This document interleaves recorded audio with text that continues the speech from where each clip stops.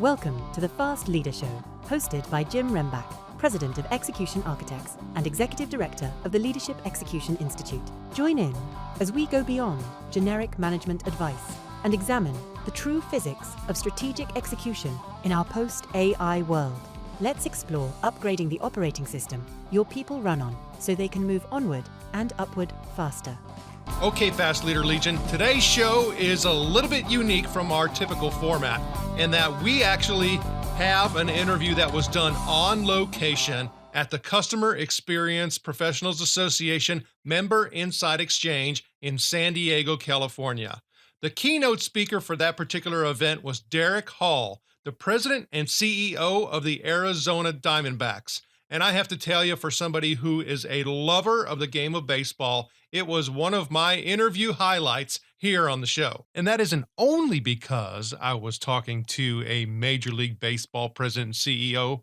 It was because Derrick Hall was fantastic, and he is a leader of leaders in the Major League Baseball family. And I say family because Derrick talks a lot about the strength of family, and he shared with us 4 virtues to live by that I think we can all benefit from. He talked about finding what you truly love, learning to overcome adversity, treating people well, and appreciating the family.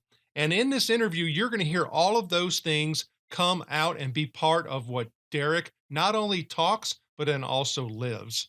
And how at the D-backs they created their core values, which focus on people, relationships, integrity, learning, and results. He also shared with us what he calls his circle of success that focuses in on community, culture, financial efficiency, fan experience, and performance. At the Arizona Diamondbacks, they talk about treating their employees, fans, and players better than any team in sports. And you know what? They are getting recognized for that performance. Under Derrick's leadership, they have won awards from the United Nations, the best places to work for 8 straight years, been named one of the most admired companies, and has received top leadership awards amongst those most admired companies, received the Dreamer Award, the Arizona Business Leader Award, and been named as the best company to work for in Arizona. And Forbes even names the D-backs the best sports team to work for. But after getting the opportunity to listen to Derrick's keynote and interview him, I guarantee that there's going to be a lot more awards still to come. Now, I do have to go ahead and let you know that there was some background noise during this interview because we were stuck in a hallway and near a service room, and there was just a lot of action going on around there. But we still had a good time, and I hope you will too. Now, let's listen in to Derrick Hall helping us get over the hump. Okay, Fast Leader Legion, I am excited to be able to introduce to you the guest that I have today. He is actually the host of On the Couch with D. Hall, but he's also the president and CEO of the Arizona Diamondbacks. Derrick Hall. He was really someone who grew up all over the country because his father was in the newspaper business. And I think that's really helped him be who the person he is today, because he had the opportunity to visit and make friends and get interactions with a lot of different people. And so you're really going to enjoy this interview. So make sure you go to iTunes and download and subscribe and share it with your friends. Okay, so Derrick, I have given our folks just a little bit of information about you, but could you please share with us, what is your current passion? Yeah, my passion really is my work and my family. I would say passion for me is watching employees grow. We're just respecting them, developing them, but watching them succeed is a pleasure of mine. I mean, we've been very fortunate where a lot of our employees have moved on into leadership roles throughout other organizations, and just knowing that we've really become like the breeding ground for successful and motivated leaders, and that they go there to really pluck from us. But I'm okay with that because they've moved on and advanced in their careers, and we have products of the D-backs everywhere. That's a passion of mine. Of course, I want to win on the field each and every day, but I feel like we have to find a way to win off the field just as importantly. Finding that continual, drive and passion, trying to find ways, overcome, persevere, all those things are really important to leaders. So oftentimes we find that leadership quotes are something that kind of fuels us. We focus on those. And matter of fact, when I just had the opportunity to do several tweets during the speech that you had at the Customer Experience Professionals Association, and you were dropping really leadership quotes left and right. So I'm looking forward to actually going back and listening to the recording of your speech and just sharing even more of those. But is there one that kind of drives you? It does. I mean, for me, you look at our sport, you look at our history and the significance of our sport on our country's history, and you think to Jackie Robinson, and having grown up as a Dodger fan and knowing the impact that Jackie had, and knowing his wife Rachel and his daughter Sharon for so many years. Jackie had a quote, and it really, I think it epitomizes who we want to be as an organization, giving back to the community as a whole. But Jackie's quote was, a life is not important except for the impact that it has on others. And for a gentleman of Jackie's stature and his struggles and everything that he went through, to care more about other human beings than himself, to have gone through a time where he was not accepted, and he was ridiculed, and he was treated poorly, and he changed baseball and he helped change America. But in the end, what was most important for him was to impact the lives of others, and I want us all to remember that. I think that is as good a leadership quote as you could ever hear. Wow. I mean, there's just so many different levels of really maturity that went into him saying that. But was there a time for you where you kind of had to put something past you because it was, we call them, humps here on the show instead of challenges. But is there a time where you had to get over the hump where it just made you a better person? Oh, absolutely. I look to a season like we just had, Jim, last year. That was a hump all year long. We were not winning. We couldn't win. We had injuries. We had bad luck. It's tough, and it really challenges you, makes you look in the mirror. What else can I do? What am I doing wrong? And you got to make changes, and that's always difficult to go through that as well. But you become a stronger person for having gone through it. And that better times are ahead where you're going to celebrate and look back and think, that's why I went through what I did. And then personally, having overcome cancer to this point, knock on wood, and being a cancer survivor and being able to share my story now with others, that's about as large as a hump as anybody can have individually. And it's been a big part of our family, cancer has. But making it a positive, making it more of, rather than a hurdle, more of an opportunity. It's really interesting. When you were talking about cancer and you were talking about the battle that you went through, you didn't say me or mine. You said we. Yeah. Where does that come from? Well, I don't think you go through it alone, and you shouldn't. And I feel terrible for people that do. I'm very fortunate with my diagnosis that we had a fraternity within baseball, and I could lean on others. And I realized that others don't have that opportunity, and some that are horrified and scared, obviously, and going through it alone and don't have the information, don't have the resources. We need to provide them with those. And so building a network for others and a resource educationally for others. And when I say we, I'm talking about my family, because unfortunately it wasn't just me that was impacted.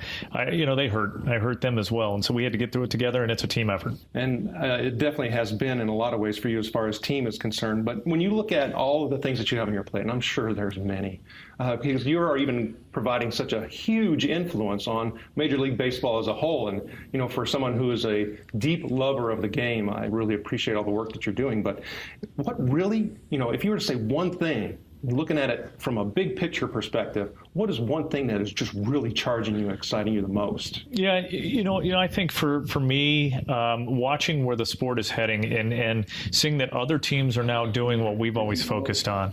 And I think there was a time where we even kept it guarded and kept it to ourselves, although we knew it was working. Everything that we were doing in the community and with fan experience and fan treatment, customer treatment. But we came to, this excites me and charges me, because we came to a point where we all realized we may compete on the field, but we don't off the field, and we have to share best practices, much like you're doing now here. And so to be able to bring in, like I have, the Nationals one-on-one, or the Astros one-on-one, or the Phillies like we've done, but bringing in teams and saying, okay, let's get out notepads, let's tell each other what we're doing right, that excites me, because we all care about the future deeply of our sport and how to treat fans, and it was something that we didn't necessarily share in the past. Well, thank you for all your work you're doing, and we wish you the very best. All right. And now we're coming to the rapid part of our show, and that's the Hump Day Hoedown. All right. Okay, Derrick, the Hump Day Hoedown is a piece where I ask you a lot of questions. You give me responses that are rapid, but yet thoughtful. Okay? So are you ready to hoe down? Let's do it. Let's hoe down. All right. So what is holding you back from being an even better leader today? I think with me, it's probably just resources, money. I think, you don't want to rely on money, but we could do so much more if we had the resources. So if we win, we know those revenues are going to grow too, and we'll do even more for our fans. Good. What is the best leadership advice you've ever received?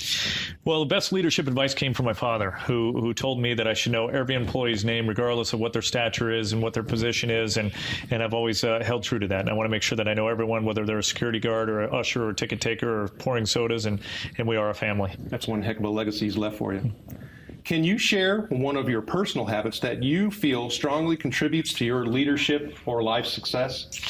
Yeah, I think it's making sure that I spend as much quality time as I can with my family, and making sure that you also have a partner in life who understands, how busy and committed you are. So with our kids growing up, my wife has always brought the kids to me, and so they've come to me at the ball games or at the ballpark to spend time with me. On weekends, I'll do as much as I can with them at night when the team's on the road and I'm not. But I think it's very important for everyone to have a balanced life. What is one book you would recommend to the Fast Leader Legion? I know there's many, and you talked and referenced many, but if there's one that kind of stands out for you as a go-to, what would it be? Yeah, there's so many leadership books that you hear about or read. I think recently, and that's going to sound crazy, for me it goes back to, and I don't want to reference a leadership book, and I would say the one that probably had the most impact on me, to tell you what a sap I am, recently was Marley and Me.